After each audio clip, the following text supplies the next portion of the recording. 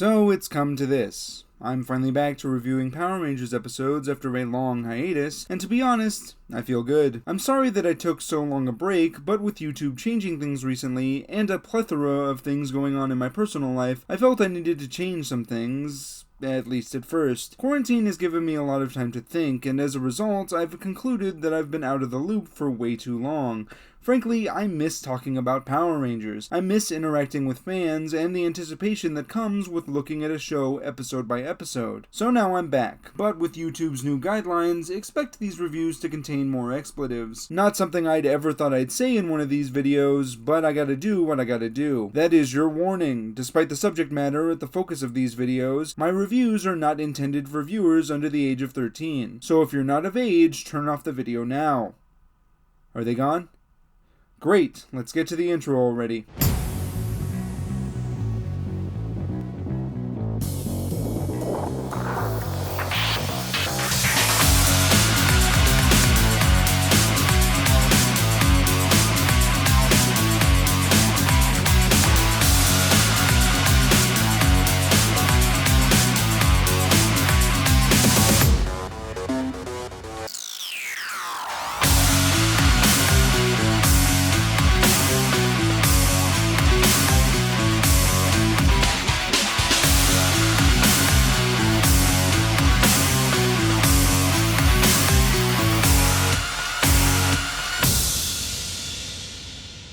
The last episode gave me an experience that I have rarely felt when reviewing Power Rangers. In the 6 years that I've been doing this, I work hard to find things that I can talk about, be they good episodes, bad episodes, or episodes that are bland but introduce an important story beat. The 5th episode of Beast Morphers gave me none of those things, and reminded me of the short Megaforce reviews I used to do back when I was still figuring out my style. I bring this up because it was such a jarring experience that I started to wonder if this show would have more episodes like it going forward. I don't mean that the episodes will start to go down in quality, this show is too good for something like that, but with how many story arcs the first episode began, and how many characters the last few episodes have introduced, I wonder if, every once in a while, we'll get episodes that exist purely to fill time. Sort of like the clip show episodes of past seasons. That can be a double-edged sword, because while it does provide for adequate pacing, you also run the risk of frustrating your audience by not advancing the plot. The good news is that since this episode follows that one, it'll most likely have more things going on, since it'd be dumb to have two unbelievably boring episodes back to back. Or maybe this show is in a deeper hole than I thought. But let's see if we're up for another snooze fest as we look at Power Rangers Beast Morphers Episode 6, Hangar Heist. The episode opens at the Berg bunker, where Devin checks on Nate's progress with the newly captured Gigadrone. Nate says that he can use the data from the Gigadrone to detect other drones before they arrive on Earth, and once again thanks Devin for his efforts last episode. Devin then asks if he can borrow some Morph-X to use on model rockets the team has built in their spare time, and even offers Nate to join them, but he declines for a date with Data. Cut to the Rangers Ben and Betty testing their rockets, and we even get an Asada name drop when Ravi's rocket goes up without a hitch. Next, Ben and Betty demonstrate their impressive rocket, but when they struggle trying to launch it, the rocket chases after them for a bit before flying off. Ben reveals that was their dad's rocket, so he and Betty run off looking for it to avoid the General finding out. Devin gets ready to launch his rocket, but Ravi questions the thing's design because the fins are in the wrong place. Devin dismisses Ravi's concerns because he designs the best rockets in a video game, but his rocket barely stays in the air before crashing. Devin's confused about what happened to the rocket and considers that one of the parts he ordered was bad, but Ravi tries to explain that the design was off. Devin snaps at the Blue Ranger and tells him to let it go before storming off. In the Cyberverse, Evox blasts Blaze for allowing the Rangers to catch his Gigadrone, but Roxy says they can steal it back, so Evox orders Scruzzle to help the clones. Back with the Rangers, we finally get to see the hyped up battle simulator, and it's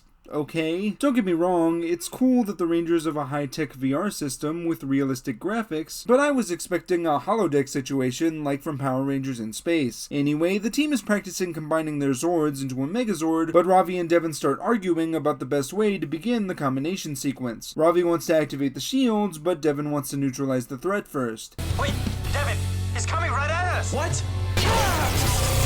Simulation failed. Man, that was annoying. Sorry, Devin, I was just trying to help. I've done the simulation before with Blaze and Roxy and you don't think I can handle it? Thanks a lot, Ravi. Damn, Devin, That was a slight overreaction, don't you think? Commander Shaw confronts Devon about what just happened, with the Red Ranger blaming Ravi for trying to take over the simulation. Shaw tells Devon that he needs to learn to trust his team more, but he resists because he's used to trusting his instincts, since that's how he captured the Gigadrone. While Shaw agrees that Devon has great instincts, he should also be open to listening to his team, since even good leaders can be wrong. Cut to Ben and Betty, who eventually find Berg's crashed rocket near the Special Ops hangar, before they notice evil Roxy arriving on the scene, having just found the hangar. Roxy tells Scruzzle she needs a way to break through the hangar steel doors, so Scruzzle starts making a Robotron out of an acid canister, as Ben warns GB what they found. Ben and Betty try to sneak off, but Roxy quickly sees them and fires at the rocket, sending it flying with Ben and Betty after the model's parachute wraps around their legs. Meltatron then arrives to help Roxy break into the hangar, and once inside, she decides to activate the Gigadrone by filling it with Morph-X, so it'll destroy Berg's bunker. The Rangers arrive, and after getting a taste of Meltatron's power, they decide it's morphin' time. The fight doesn't last long, however, as the Gigadrone refuels and blasts the place, so Roxy ties up the Rangers and locks down the base before teleporting out. Devon can't decide what to do, but Ravi says he's got a risky plan before using his strength to break the Rangers' bonds and chucking the Red Ranger through a closing door. Devon asks Ravi what he's doing, but Blue tells Red to trust him before the doors close. Through his communicator, Ravi explains that Devon can use his Zord to break into the hangar and stop the Gigadrone because he's got the speed and skills. Devon heads off to deploy his Zord, leaving Ravi and Zoe to take on Meltatron as well as the rebooted Gigadrone. Or at least,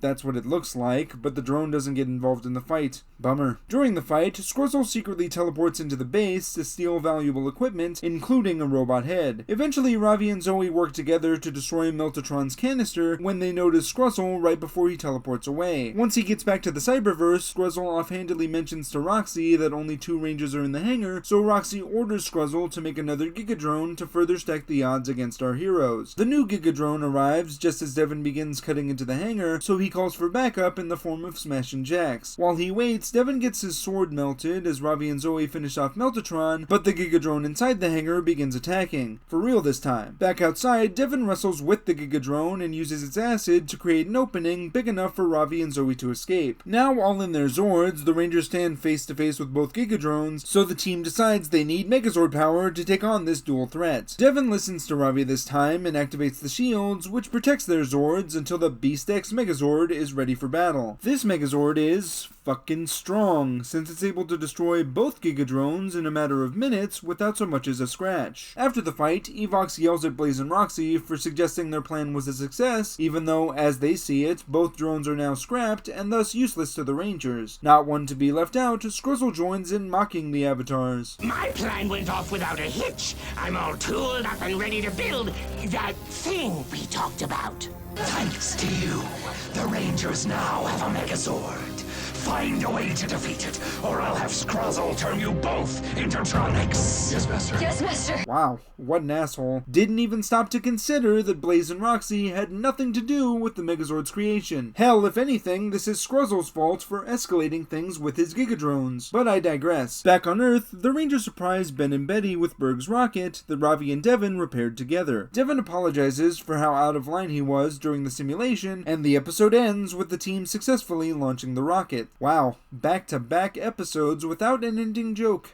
I'm impressed. This episode is, as expected, a lot better than the last one. In fact, this episode is so good that it redeems episode 5, bringing it from bland and uninteresting to the rank of necessary. Not a huge jump, mind you, but an important one nonetheless. I say that because not only does the plot of this episode directly follow events that took place last time, but characters' actions here are also motivated by things that happened previously. Take Devon's attitude, for instance. Episode 5 ends with Devon's confidence shaken by his personal struggles, even though everyone tells him he did a great job in capturing the Gigadrone. Devon is then reassured of how good of a job he's doing as a Ranger by hearing his father unknowingly praise him on TV. Cut to this episode, where people continue to talk about how great Devon's instincts are, to the point where he thinks he can do no wrong. That's why when Ravi starts questioning him on something as small as model rocket building, he lashes out. He's in denial about his own shortcomings, to the point where he can't accept the fact that his instincts could be misplaced at times. This gets even worse when Devin and Ravi butt heads in the battle sim, because now it's about the thing Mayor Daniels praised Devin for in the last episode, being the Red Ranger. Keep in mind, Mayor Daniels' praise is what validated for Devin that as the Red Ranger, he's living up to the potential his father always saw. But now that his instincts are in question, he starts to think that maybe he's not that great at being a ranger, that maybe he's just a directionless kid who got lucky and his video game skills aren't applicable to the real world. At the end of the day, Devin's putting way too much pressure on himself, which is why he needs to trust that the rest of his team can take some of the weight of responsibility off his shoulders. What a great way to present the theme of teamwork. Side note, I love how the Megazord combination is tied into the main theme of the episode, with Ravi and Devin butting heads. Not nearly enough Power Rangers seasons do this, and it's nice to see. Surprisingly, Ravi doesn't react to Devin's meltdown in the way that I thought he would. He doesn't try to take over the team, nor does he call into question Devin's leadership, but even that's explained by previous episodes. After all, Ravi trained with Blaze and Roxy, so not only is he used to working on a team, but he also had to know, based on Power Rangers history, that he likely wasn't going to be picked as the leader. Sure, he did express interest with Commander Shaw when she opened up the role to others, but him and Zoe offered the promotion to Devin, so now Ravi's going to accept his role as second in command, while sharing his knowledge as a ranger with his inexperienced teammates. Overall, this episode is fantastic and plays to the show's strengths. It builds on character and story points that felt insignificant at first, while also giving us a pretty kick-ass Megazord introduction. This episode, in conjunction with episode 5, showed me that no scene or moment of this season is unimportant, and I can't wait to see what happens next. I'm Nick, aka IronBat1993, and may the power protect you.